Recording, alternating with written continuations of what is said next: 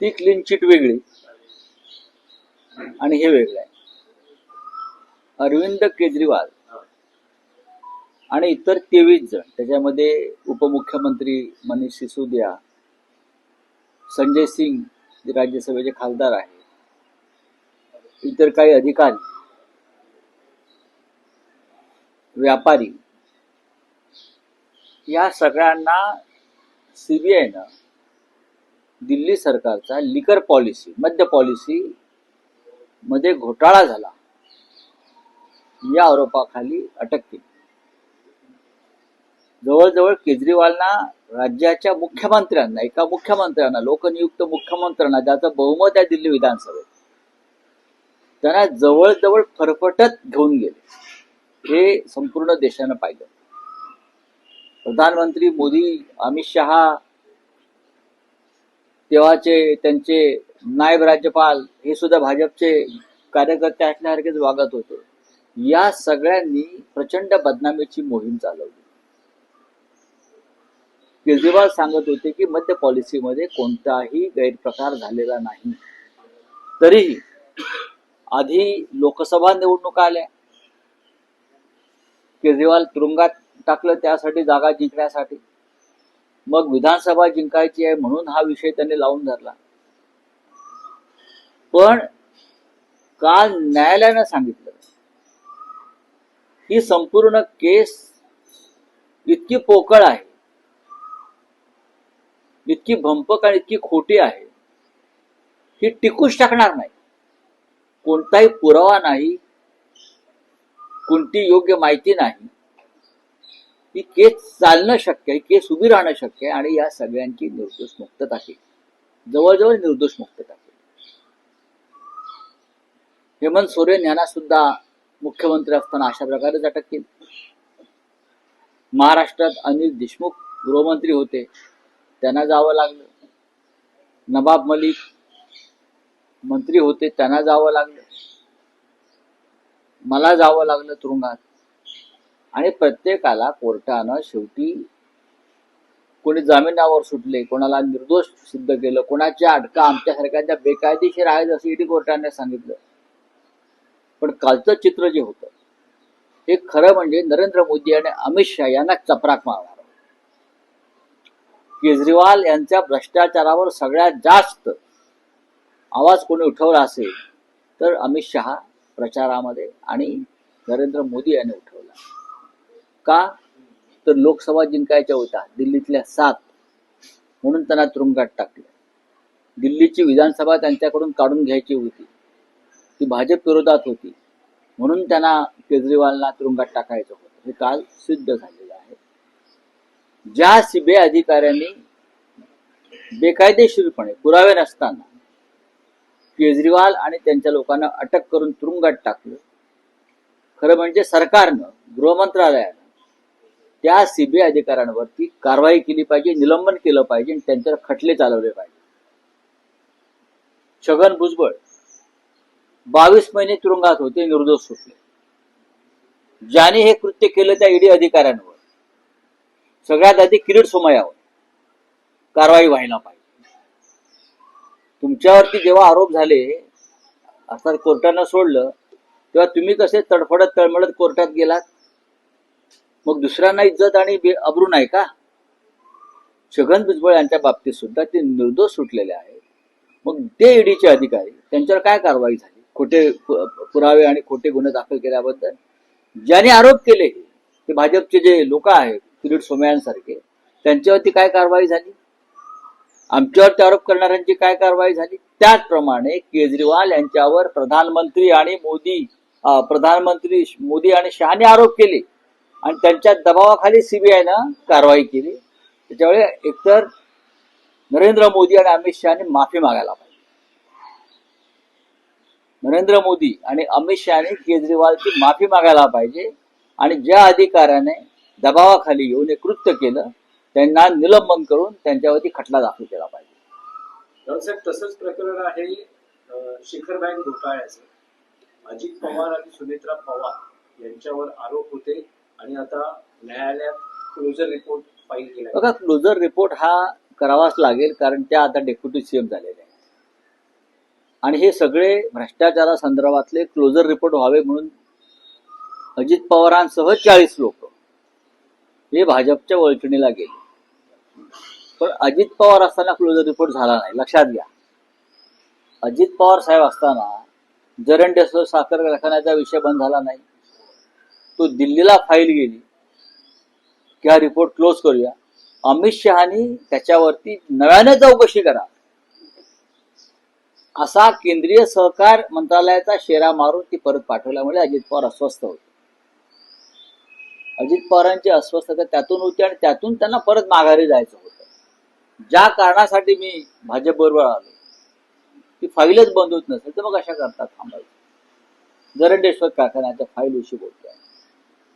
शिखर घोटाळ्यासंदर्भात closure report ची कारवाई सुरू होती, पण काही लोकांनी त्याच्यावरती आक्षेप घेतला. अण्णा हजारे वगैरे लोकांनी, त्याच्यामुळे ती थांबली होती. आता ती मला वाटतं अण्णा हजारे यांना न जुमानता हा क्लोजर रिपोर्ट आलेला आहे. साहेब, आज अजित पवार यांच्या अपघाती मृत्यूला 1 महिना पूर्ण झाला आहे. डीजीसीएने सांगितलं होतं किंवा नागरी उड्डयन विमान मंत्र्यांनी सांगितलं होतं की 1 महिन्यात अहवाल सादर केला जातो. अजूनही अहवाल नाही आहे आणि एकीकडे रोहित पवार हे सर्व नेत्यांना भेटून या प्रकरणाची सखोल चौकशी व्हावी. VSR कंपनी ही यातली आरोपी क्रमांक 1 आहे आणि सह आरोपी डीजीसीए. या दोघांच्या संगनमतानं किंवा या दोघांची जी हातमिळवणी आहे गुन्हेगारी स्वरूपाच्या कृत्यांमध्ये, डीजीसीए आणि VSR कंपनी, त्या हातमिळवणीतून अजित पवार यांचा मृत्यू ओढवलेला आहे आणि म्हणून त्याची चौकशी होत नाही. VSR कंपनीमधले अज्ञात भागीदार कोण आहेत, बेनामी, तर ते आंध्रचे राजकारणी, महाराष्ट्रातले काही राजकारणी, अत्यंत महत्वाचे उद्योगपती, हे सगळे या कंपन्यांमधले बेनामी भागीदार आहेत. चौकशी झाली तर यांचे मुखवटे खाली पडतील. डीजीसीए ही या देशातली सगळ्यात भ्रष्ट सरकारी यंत्रणा आहे. खरं म्हणजे ते कॉन्ट्रॅक्ट किलर आहेत असं मी नेहमी म्हणतो. डीजीसीए कॉन्ट्रॅक्ट किलर आहे. अहमदाबादमध्ये 300 पेक्षा जास्त लोकांचे बळी हे डीजीसीएच्या हलगर्जीपणामुळे गेले. अजित पवारांचा बळी त्यातूनच गेलेला आहे. काही दिवसापूर्वी एअर अँब्युलन्स कोसळली रांची भागामध्ये, ही डीजीसीएचंच पाप आहे. डीजीसीए फक्त भ्रष्टाचार करते, आपल्या हव्या त्या लोकांना लायसन देते किंवा काढून देते. साहेब, आता आपण VSR कंपनी आरोपी क्रमांक 1 म्हणाला, त्याच VSR कंपनीने काल देवेंद्र फडणवीसांनी आणि सुनेत्राताईंनी प्रवास केलेला विमानात. हो, मग तो त्यांचा प्रश्न आहे ना. त्यांचं स्वतःचं वेगळं विमान असेल VSR कडे दिलेलं. VSRचे स्वतःच्या विमानं कमी आहेत आणि राजकीय नेत्यांची विमानं VSR आपल्याकडे ठेवतं. त्याच्यामध्ये त्यांचं विमान असेल स्वतःचं, ते फडणवीस साहेबांचं. रावसाहेब, काल रोहित पवारांनी राज ठाकरेंची भेट घेतली आणि या भेटीनंतरची राज ठाकरेंनी पत्रकार परिषद घेतली. त्यात अनेक मुद्दे उपस्थित केले आणि त्यात ते असं म्हणाले की या सगळ्या प्रकरणात सुनेत्रा पवार अजून गप्प का आहे. हा प्रश्न मी सुद्धा विचारला होता. हा जो प्रश्न आहे सुरुवातीपासून मी विचारतोय की पार्थ पवार याच्यावरती बोलायला पाहिजे. ज्याने आपला पती गमावलेला आहे त्या सुनेत्रा पवारांनी ह्याच्यावरती बोलायला पाहिजे. मी असं म्हटलं त्या सरकारमध्ये त्या डेप्युटी सीएम आहे. FIR घेत नाही म्हणजे काय? उपमुख्यमंत्री सुनेत्रा पवार यांच्या पतीच्या संशयास्पद मृत्यूचा विषय काय म्हणतोय मी? पवार कुटुंबातला कर्ता पुरुष तर आहेच अजित पवार, पण सुनेत्रा पवार ज्यांनी शपथ घेतली मुख्यमंत्री पदाची अजित पवारांच्या जागी, त्यांच्या पतीच्या संशयास्पद मृत्यूचा ही घटना आहे. त्याच्यामुळे त्यांनी मुख्यमंत्र्यांवर 40 आमदारांसह दबाव आणला पाहिजे गृहमंत्र्यावरती की FIR घ्या. रोहित पवारांचं काय चुकीचं म्हणणं आहे की माझ्या काकाच्या मृत्यूचा संशय मला येतोय. VSR कंपनी आणि डीजीसीए यांच्या हलगर्जीपणामुळं हा सदोष मनुष्यवधाचा गुन्हा आहे, अशा प्रकारचा FIR तो हवा अशी त्यांची अपेक्षा आहे. हीच मागणी ज्याने आपला पती गमावलाय, ज्याने आपला पिता गमावलाय, त्यांनी केली पाहिजे. पण ती का केली जात नाही हा प्रश्न आहे.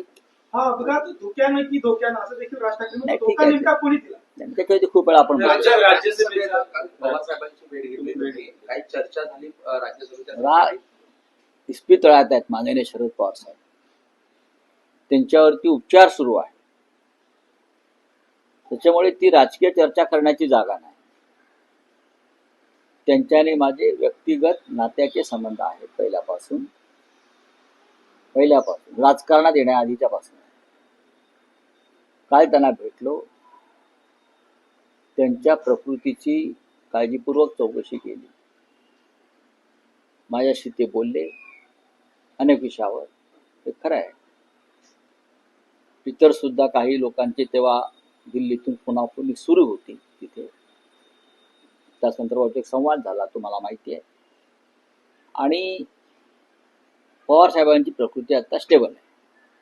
काही चाचण्या त्यांच्या थोड्या आजूबाजूकडे होतील आणि ते घरी जातील. त्याला ताबडतोब घरी जायचं, पण डॉक्टरांनी त्यांना थांबवलेलं आहे, कुटुंबानं थांबवलेलं आहे. आणि लवकरच ते पूर्ण बरे होतील आणि सक्रिय होतील असं मला एकंदरीत त्यांच्याशी बोलताना जाणवलं. नाही, पण रावत साहेब, तुम्ही असं म्हणत आहात की राज्यसभेच्या जागेसाठी महाविकास आघाडी चर्चा होती. दुसऱ्या बाजूला आदित्य ठाकरे हे वारंवार शिवसेनेचा हा कसा दावा आहे राज्यसभेसाठी हे ठळकपणे सांगतात. मग ते चुकीचं काय बोलताय? एक लक्षात घ्या की महाविकास आघाडीमध्ये चर्चा करूनच आम्ही निर्णय घेऊ ना. फक्त माझ्याकडे 20 जागा आहेत म्हणून तर मी आमचा खासदार निवडून आणू शकत नाही, किंवा काँग्रेस पक्षाचे 16 आमदार आहेत म्हणून ते निवडून आणू शकत नाही, शरद पवारांचे 10 आमदार आहेत म्हणून ते निवडून आणू शकत नाही.